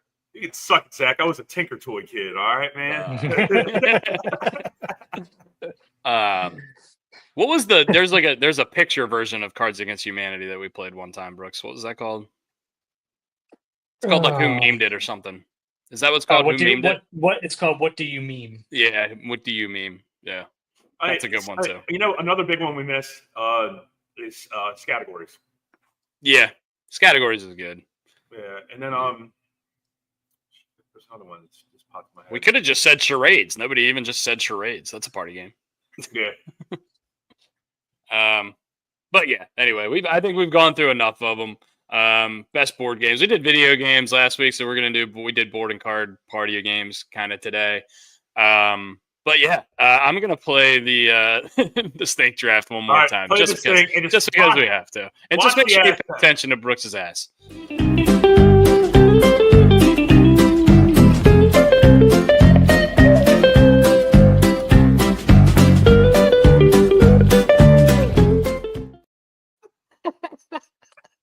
Every time. It's so dumb. I love it. It's so good.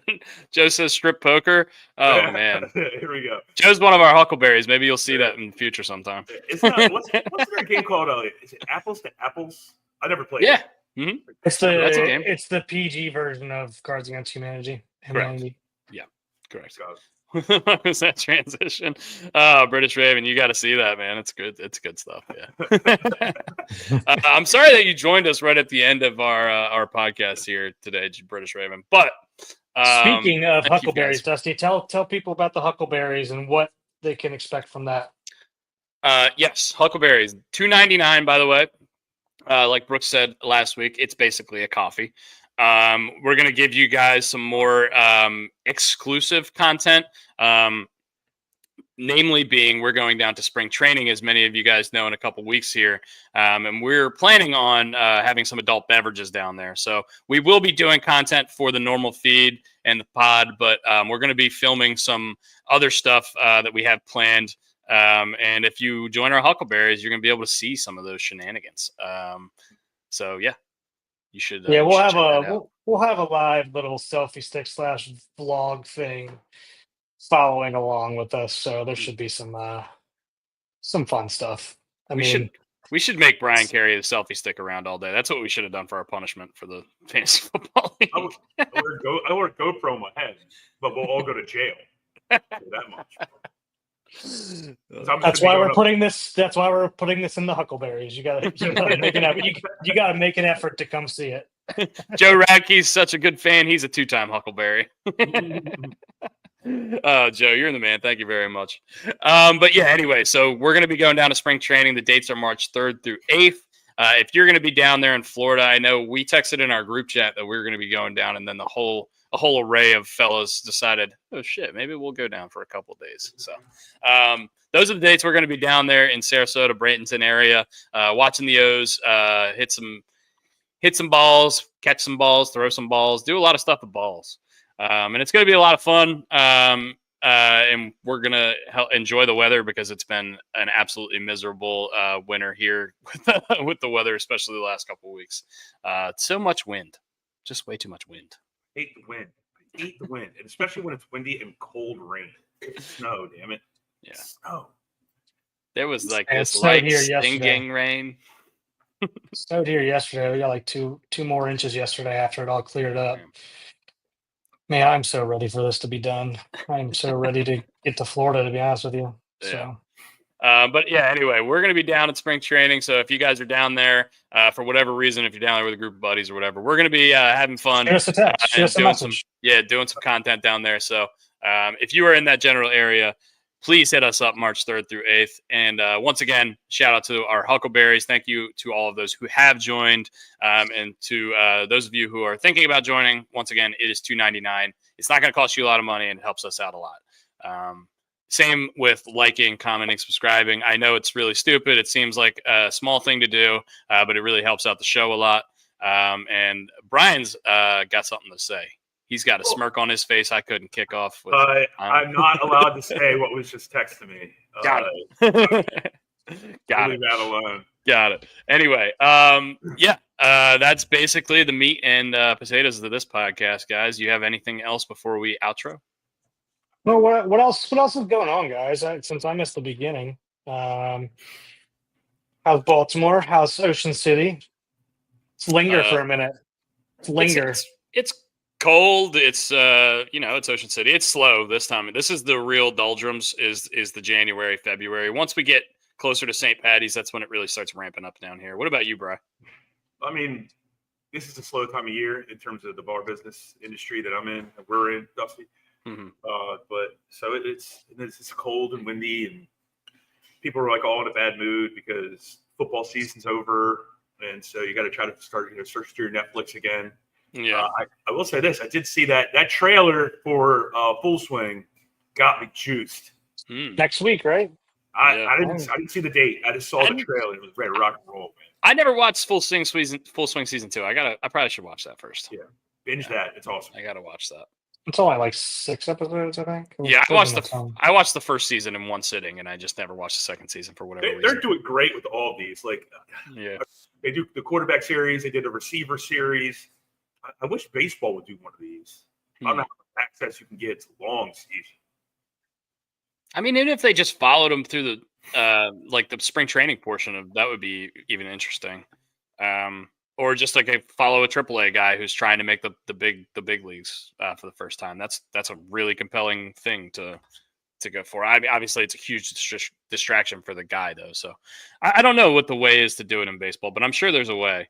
And I know it brings fans in because I mean, Formula One was nothing in America 5 years ago until this Drive to Survive thing happened, and now everyone.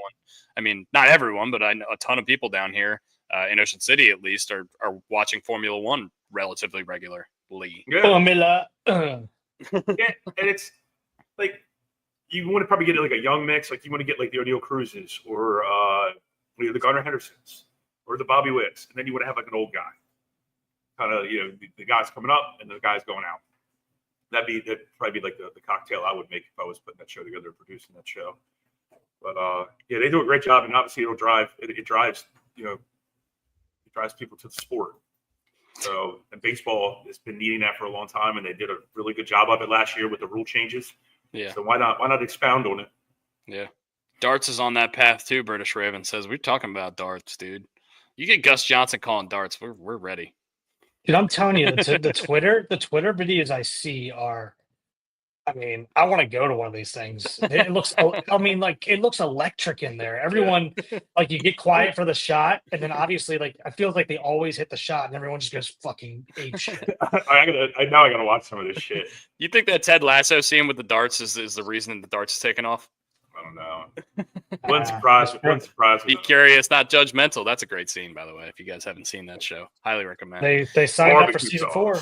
Yeah, I was thinking, by the way, we should start doing a segment where we maybe once a week or once a month kind of thing, where we recommend something that we like to the viewers. I know Brian does it every now and then. He'll watch a movie and be like, "Hey, go watch this movie. I thought it was good."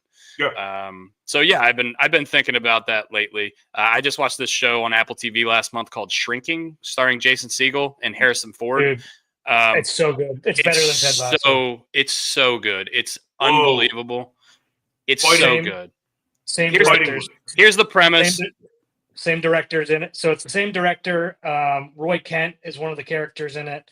And what's his name? Seagal. Segel. Jason Segel, yeah. He wrote it, but basically the plot of the show is Jason Segel is a therapist, but his wife dies tragically in a car accident, gets killed by a drunk driver. So he has to go into work as a therapist and try to help people through their external crises as he's going through this giant internal crisis. And that's the premise of the show. And Harrison Ford is like his father mentor figure in the show. He's excellent. So good in it. If you haven't watched it, so it's really, go watch it. It's really good. It's really easy to watch too. It's like 20, 30-minute episodes. No, I know we're talking about death, obviously, in the synopsis you gave right there. Is it meant to be funny, or is it a serious? So it's both. So there's very serious parts in it that are like that kind of hit you a little bit. Same thing as Ted Lasso, right? There's serious parts in it that kind of hit you emotionally, but then it's also fucking hysterical at the same time. Okay. Yeah. It's the little one-liners, like the stuff that goes on in the show, just like it cracks me up. Yeah. And it's very realistic. It doesn't feel like any of the characters get super outlandish. It's not like The Office where like the characters kind of turn into caricatures. They feel like real grounded people and like they have real grounded problems. I really like it. I couldn't recommend it enough. And once again, have only 2 seasons of it so far. Yet? I have seen all of them. Yeah. I watched them all in like 3 days. I loved it. So and my favorite movie ever is Forgetting Sarah Marshall. Well, not my favorite movie. The Replacements is my favorite, but one of my favorite movies ever is Forgetting Sarah Marshall. So I'm a huge Jason Segel fan. So yeah. Anyway, this is going to the top of my list. I'll probably start it either tonight or tomorrow. Yeah, it's called Shrinking on Apple TV. Go check it out. It's good. Not a sponsor, but we like it. Not a plug. We'll take sponsors from Apple TV. Let's go. Well, what's going on out in Indy, buddy? Yeah, we got some snow yesterday. Cold as shit right now. It's like 10 degrees. No, we're up to 15 right now. So we're going to do another cold spell, but like in a week and a half, we're going to be in the 50s again. So I don't know. I'm ready for spring. I'm ready for this weather to start turning. Other than that, not a ton. March and April are relatively quiet around here, and then May is a shit show around here. Just with the Indy 500 and everything. So there's like the whole month of May here. They call it the month of May. And like there's shit going on every single night. It feels like so. Giant hub. It's the lull before the storm. I'm going to see. Tom Segura here next weekend. Oh, that's right. We go with your Christmas present to Caitlin. Christmas/birthday. I got Tom Segura tickets, and I also got Shane Gillis tickets for April. Stavi's coming out here in April as well. I'll see if I'll go to that or not. But yeah, that's awesome. That's about it. I'm just kind of like hunkered down since the new year. Yeah, and I'm not. You've been drinking again? I know you took dry January off. I don't know if some people like let even go through February. Have you had a couple cocktails or no? I've had a couple, yeah, but I mean there just hasn't been a reason to drink really. So I've had a couple cocktails here and there, but nothing crazy. I'll probably maybe next week I'll start drinking on the show again. We'll see. The last couple shows that we've had since I've started drinking again after dry January, I've had stuff going on afterwards, so I need to not show up 4 or 5 beers deep. Yeah. Also, you can't go into spring training without having drank that much in a while. You're gonna get cooked. It'll be rough. That's kind of why I asked the question. And this is the first show I've done in a long time where I haven't had an alcoholic beverage whatsoever because I'm feeling like I'm not really there. Yeah. Well, you're gonna be overdosing on Campbell's soup after this. So let's see. I have Campbell's Chunky. I have my Progresso, and I have my Panera Bread. So thank you, Katie. Hell yeah. You know that's got good chicken noodle soup, by the way, is Chick-fil-A. Yes, they really do. Good chicken noodle soup. I would agree. I like theirs better than like everyone goes to Panera. I feel like for chicken noodle soup, but I think Chick-fil-A takes the cake. Yeah. Oh. Wawa has this chicken and corn chowder that's real good too. I don't know if that's a sick food or just that's just good. Anyway, we are filibustering. Guys, thank you very much for listening. Thank you for those who have joined our Huckleberries. Hopefully there will be more of you in the future. Go watch Shrinking. Go watch Spring Training. Go watch USA Canada hockey on Thursday night. We will also be live again here on Thursday at 11-ish. And we hope you guys join us, and we hope we have some exciting stuff to talk about on Thursday. Thank you very much once again, and go ahead and send us off, fellas. Yeah, so, guys, we always talk about mental health at the end, and we've had people on. Today, you can actually look at me or hear me. It happened to me today. This morning. I don't understand why. Probably stress. But I started having an anxiety attack out of absolute left field at 6 o'clock in the morning. Just woke up and it was just sweating and couldn't go back to bed. Toss, turn. Luckily, I had a person next to me that helped me. And then I reached out to these guys, and I always talk about reach out to people, talk to people. And without hesitation, both of them text me back, said, don't worry about the podcast today. Just take care of yourself. Get your head right. I did this today. Still, when I came on earlier, my head still wasn't right.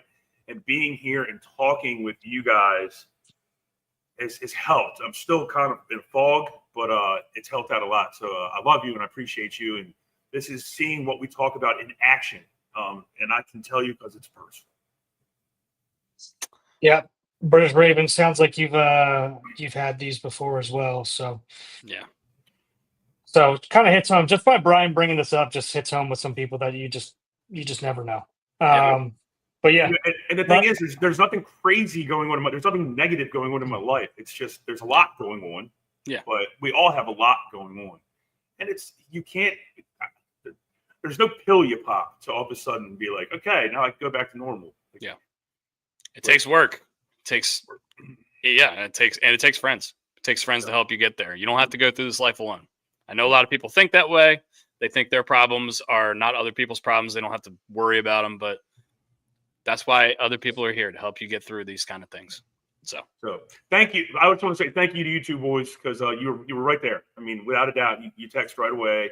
Katie was there. She's scratching my head. I mean, I try to get through it as best I can. I'm going to continue to try to get through it today. And hopefully I'm a little bit better off in a couple hours. Big Town says he gets them all the time. Get some magnesium in your brain. I don't know if you got a magnesium supplement nearby, but maybe you go to GNC and get yourself some. I think Dell's got a magnesium guy, so I'll go. Anyway, boys, I love you. Take care, Brian. Absolutely. Love you. Love everybody that listens to the show. Keep a lookout for our little collab that we do every week with Pigtown and us talking just Orioles baseball, just baseball in general. Mm-hmm. Just breaking stuff down. Obviously, we're not talking about a ton right now because there's spring training stuff. There's not a ton to analyze at the moment unless like a trade happens or something like that. But just talking baseball. So we are still trying to figure out a day and a time for that just to be consistent with you guys. But we'll let you know what day that's happening. And then other than that, if you think something nice about somebody, call them and tell them. Send them a text and let them know. Absolutely. So, absolutely. All right, I'll see you. I'll be seeing you boys on Thursday. Absolutely.